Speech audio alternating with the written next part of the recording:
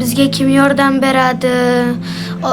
Onamni yig'lashini ko'rib men chidamayapman. Assalomu alaykum amaki. Keling uka. Nima xizmatlar bor? Mumkinmi? Mumkin. Keling o'tiringchi. Nima xizmatlar bor?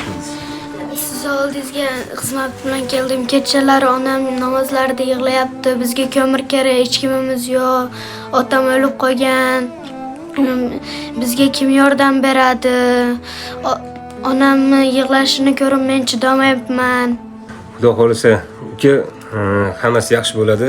Xudo xolisa mana ehson qilguvchilar bor.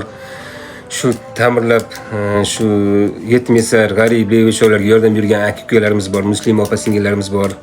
Xudo xolisa qarab turishmaydi. Inshaalloh hissasini qo'shishadi, hissamizni qo'shamiz bolam. Hech bundan xavotir olmang. Inshaalloh hammasi yaxshi bo'ladi. Alloh ko'makdosh bo'ladi inshaalloh. Assalomu alaykum vatandoshlar, yurtdoshlar, akalar, opalar, singillar, muslimalar.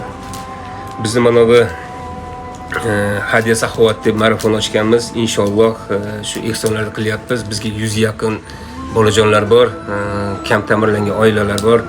Inshaalloh bularga biz uncha yetkazib bera olmayapmiz. Mana qish fasli kelyapti. Qish faslida endi ko'mir kerak bo'lar ekan, bularga ustuvosh, qalin ustuvosh kiyimlar kerak bo'lar ekan.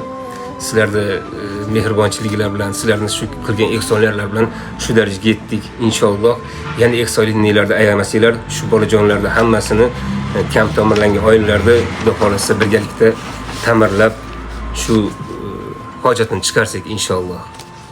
Rahmat amaki, Alloh rozi bo'lsin. Alloh barchamizdan rozi bo'lsin bolam, inshaalloh.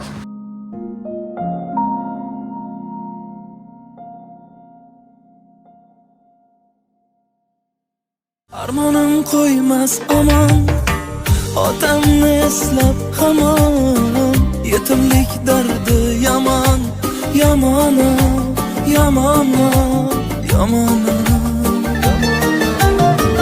Ko'zim yo'lga mo'ltirab, go'yoki otam kelar, ko'cha boshi bo'sh bo'lar, yomon.